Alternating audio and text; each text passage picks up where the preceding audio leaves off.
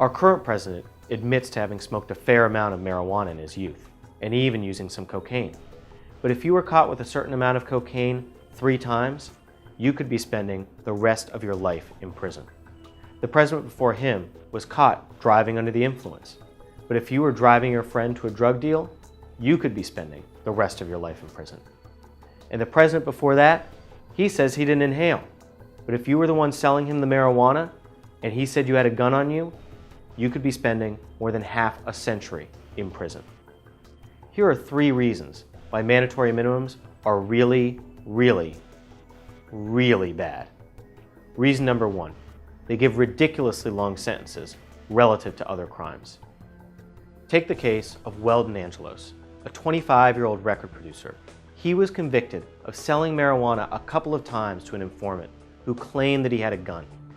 He received more than twice as much time as he would have if he had hijacked an airplane, detonated a bomb in public, or even if he was a second-degree murderer. Weldon Angelos is going to be 80 by the time he gets out of jail. He has kids. Can you believe that? More time than a murderer for selling marijuana? Number 2, they punish the wrong people. Congress enacted the mandatory minimum laws ostensibly to go after big-time drug traffickers. So-called serious offenders would be subject to a 5-year mandatory minimum. So-called major drug traffickers, 10. The punishments increased to 20 years or even to mandatory life for people with prior drug felony convictions. Here's where it gets tricky. You can have a drug felony conviction just for sharing a marijuana cigarette at a concert with a friend, or in some states, simply for possessing drugs for your own use. Are these the kind of people who should get 20-year mandatory minimum sentences or even life if they make another mistake down the road? Think about that. 5, 10, 20 years. How much time it is that we're really talking about.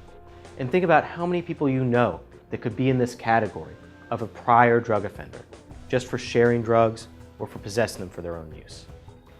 Number 3, they don't work. When Congress passed these laws in the 1980s, they did so to try and make drugs harder to find and more expensive. Today, drugs are just as available as ever and cheaper than before.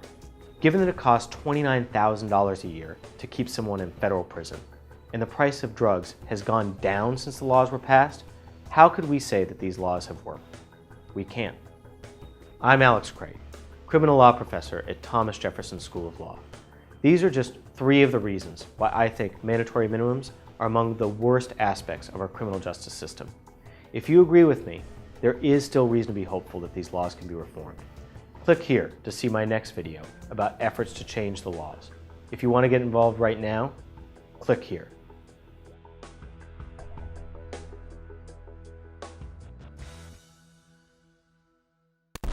And don't forget to subscribe to Learn Liberty for more videos like this one.